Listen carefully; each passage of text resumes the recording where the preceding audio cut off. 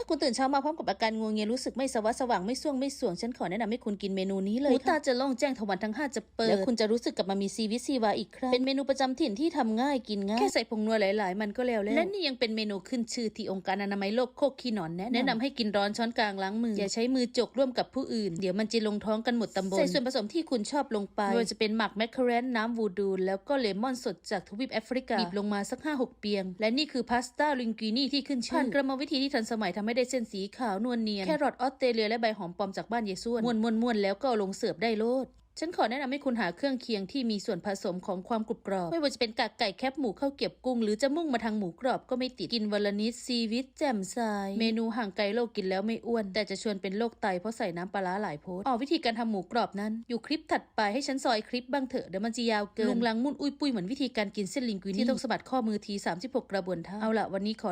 ลาไปก่อนจังสิย้อนกลับมาพบกันใหม่โอ้ยสิได้ไปมื้อใดเนาะเอาอีกจักทีไปไม่ใหญ่เอาซวบโลดเอาละ